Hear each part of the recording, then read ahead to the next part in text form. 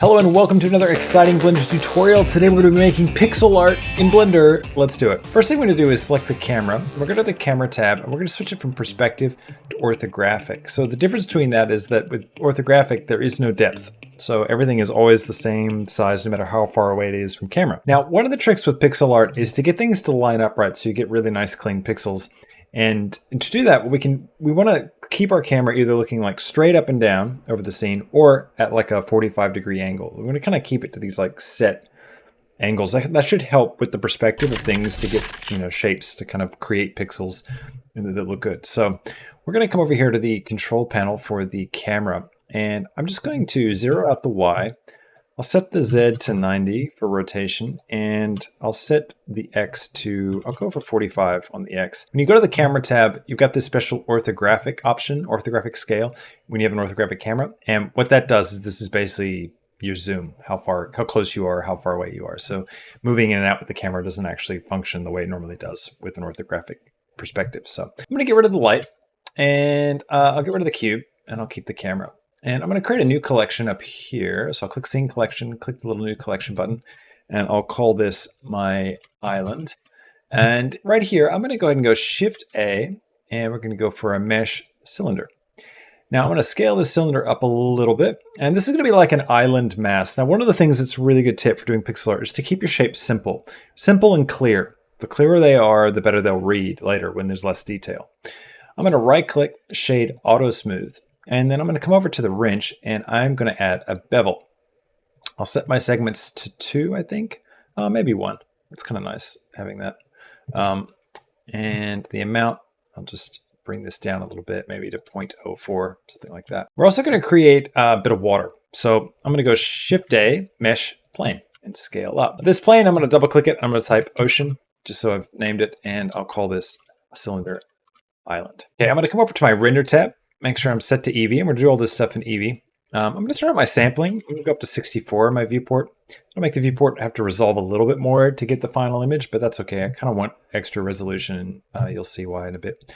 We're going to turn on ambient occlusion, bloom, and screen space reflections. And then I want to come up here and go and switch to rendered view.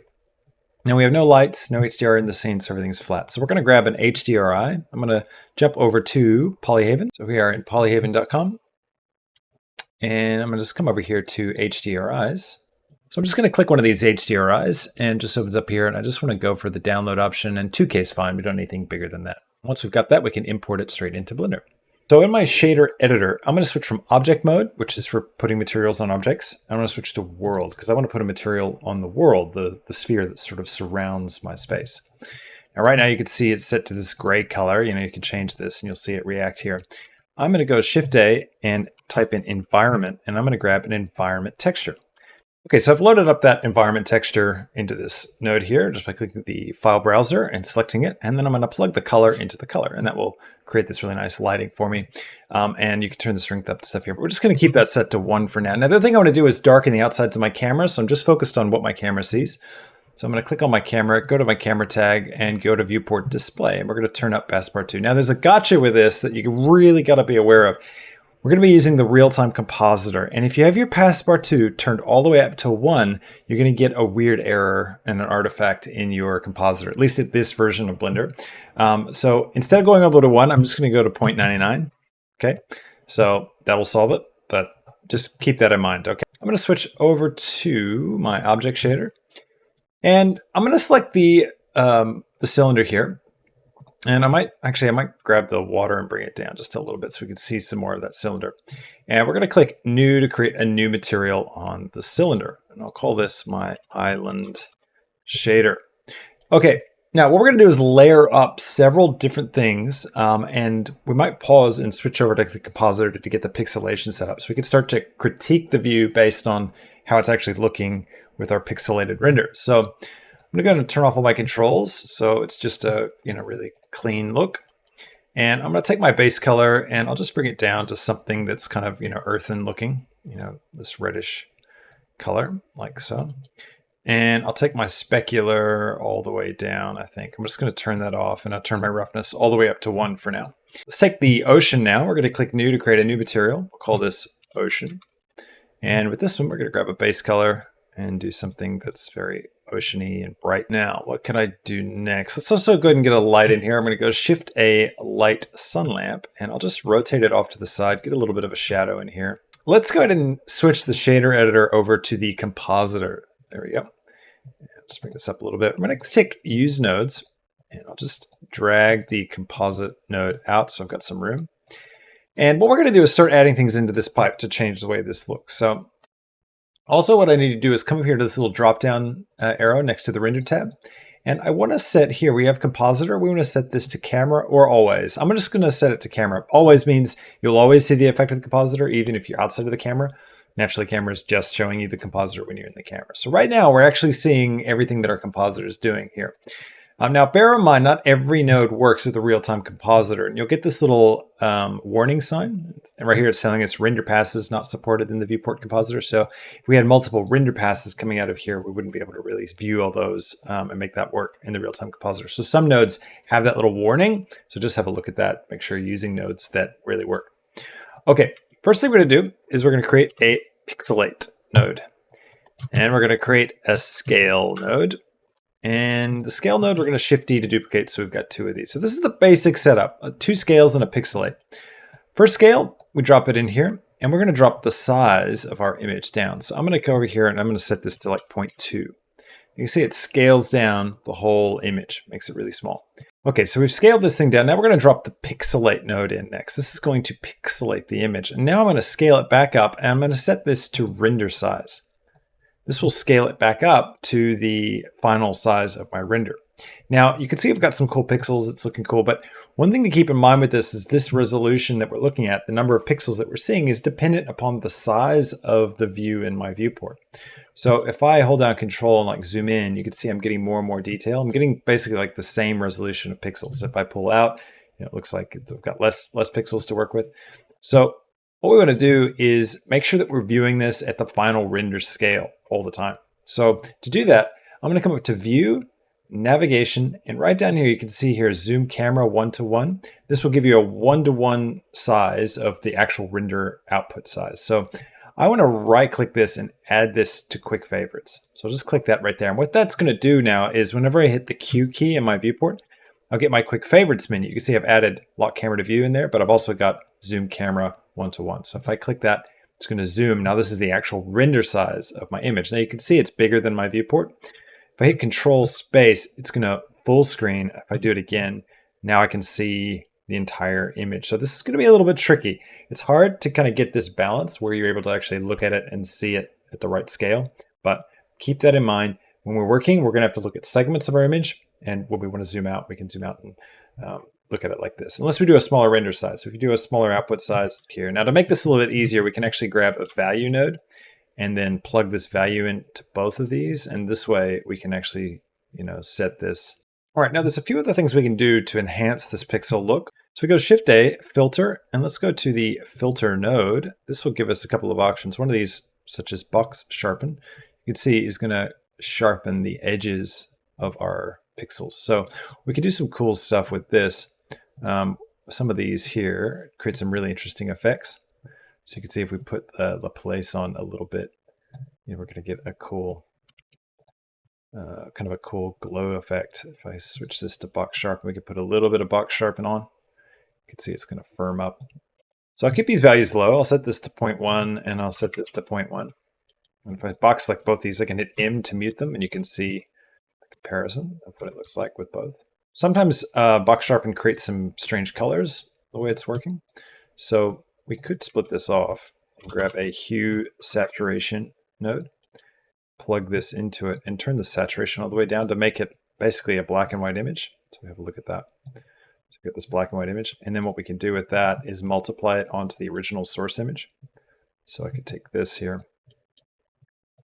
grab a mix node, and drop it here and set it to multiply. And then what I can do is pop that in. And now we have control over that. I can flip these. Okay, there we go. So now I've got the original image and then I can start to multiply in this. I might put the place in after that.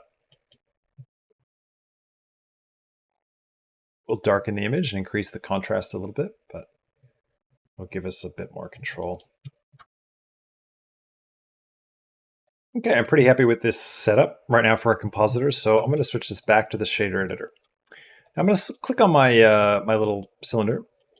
Now I'm going to come over to the shader for this guy. Again, make sure that my camera's zoomed in, so it's the 1-to-1.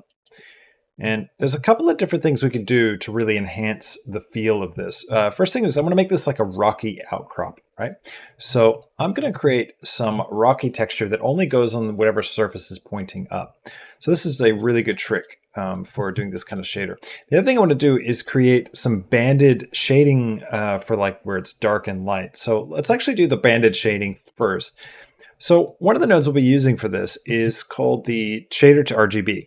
So I type in shader, grab the shader to RGB. I can drop this here. And what this is doing is it basically converts all the color information of the shader into color information. So I can just do some straight color manipulation to it.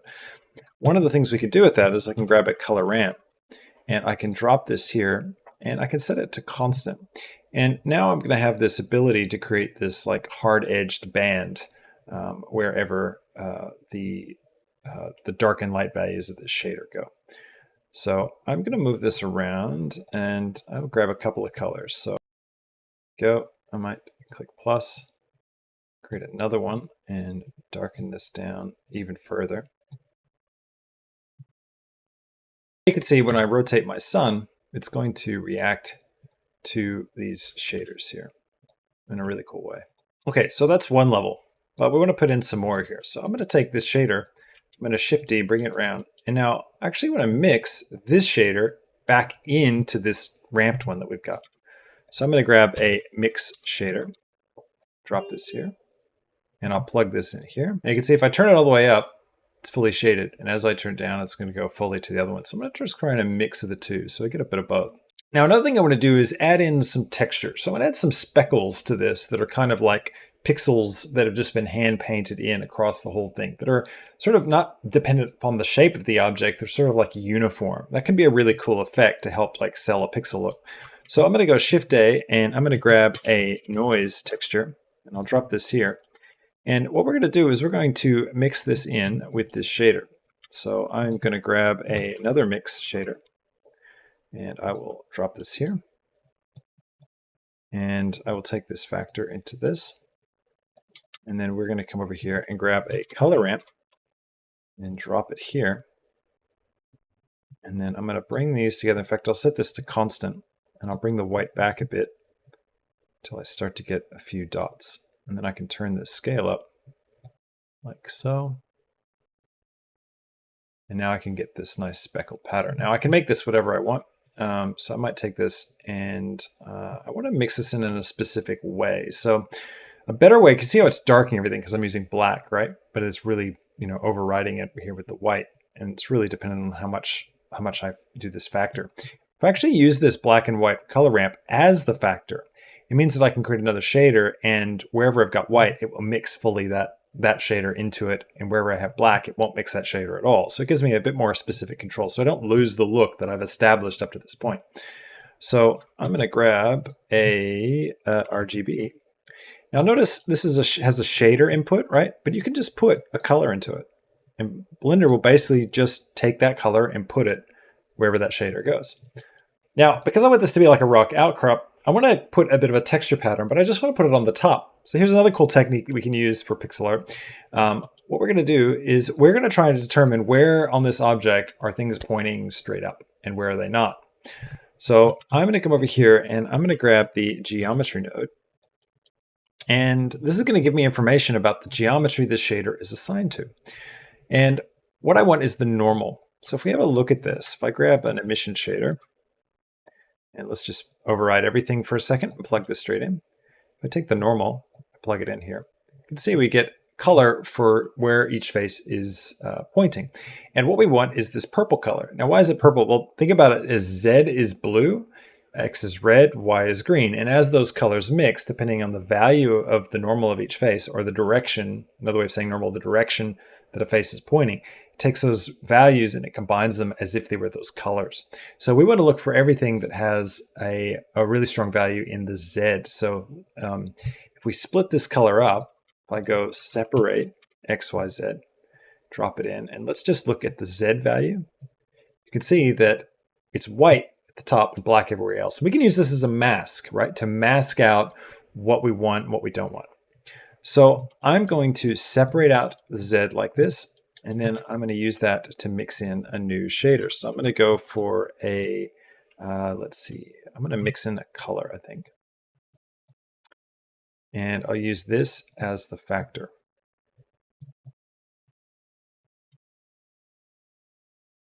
And I'll take my shader and I'll plug it into A. Now you can see here we get this red line and our shaders turn purple. What's going on? Well, this is because we're plugging a shader into a color input. You can do it one way. You can put colors into shaders, but you can't put shaders into color unless you do what we did back at the beginning, use the shader to RGB node. So if I drop this here, you'll see suddenly it starts to work. Now let's grab actually all I want to do is I want to mix this in. I want to multiply it in, and I'm going to just create a pattern here that I can multiply in. So I'm going to grab a Voronoi texture and a color ramp, and I will plug the distance into the factor and the color into the B value. And now wherever this thing is black, it's going to darken the image, and wherever it's white, it's not going to do anything. So what I could do here is I can find a nice little mix. I might take this and brighten it up a bit so it doesn't completely knock out the color. Something like that. Take the scale down. I might set this to constant.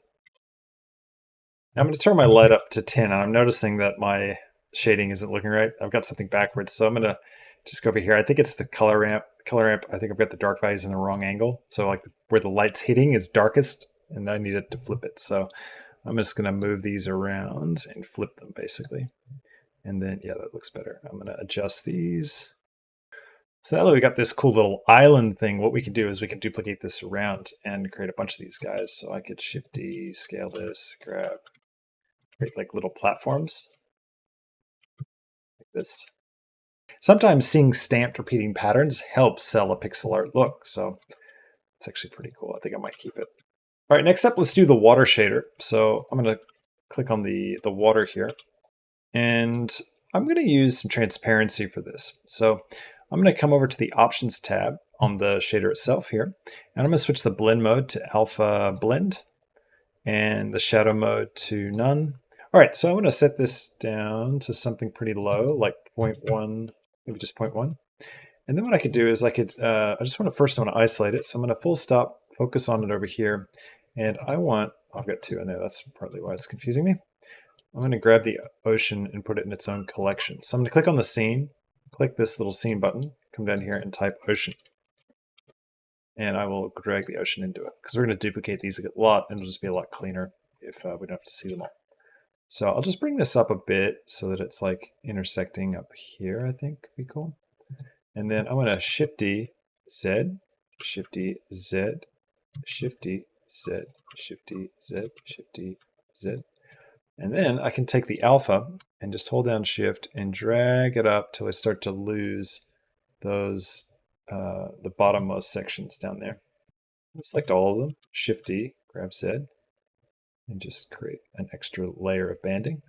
All right, now I need to take the topmost layer and I'm going to create a different shader for this one. So I'm going to click the double paper icon. This will make a duplicate shader, so now it's a new one. And I'm going to call this Ocean Top. And for this one, I want to take the alpha. What do I want to do? I'll leave the alpha, but I'm going to come over here and I'm going to add the ambient occlusion node. And I'm going to grab a color ramp and I'll plug this here and I'll take the color into the factor and then the color into the base color. I'm going to drag this right down and flip these. I'm going to increase my samples up to 64. And I'm going to set it to constant. And you can see the effect. But this one I might turn the alpha all the way up and plug this into not only the color, but the alpha as well. This way, what we end up with is just the water itself. We can increase the distance. That's useful. So if I wanted to, I could come here, create another one, make it black. And then is that going to start to Yeah, nice.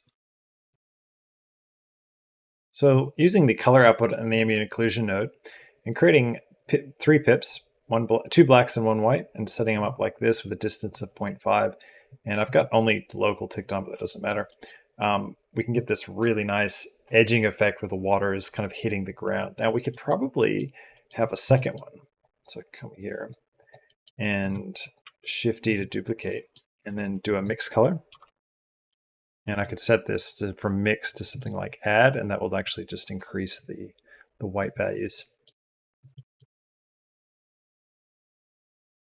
What I might do is take the top level ocean, and I'll leave the waves. So I'll call this the shore waves, and I'll call this material shore waves. And then I'm going to duplicate it, and then I'm going to call this ocean caps, and click the double paper icon to make a new material. And actually, I'm going to get rid of that material, and I'll put on the original ocean shader, and click the double paper icon there, and we'll call this ocean caps. And then for this, what we can do is we can come over and grab a noise texture, color ramp, and take the factor into the factor, and then the color into the emission. I can drag this up and set that scale to something really high. Probably set this to constant as well. Let's bring it down until we start to get some flex.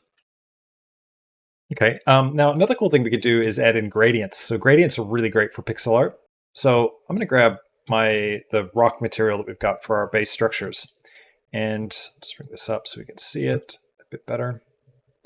And we're going to create a gradient kind of over the whole thing. So I'm going to come here and grab the gradient texture node, and I'll keep it linear. And I'm going to grab a texture coordinate node, and just drop this here. We're going to use the window coordinate again into the gradient, and then I'm going to grab a color ramp and a mix color shader, or mix color node. Drop that here.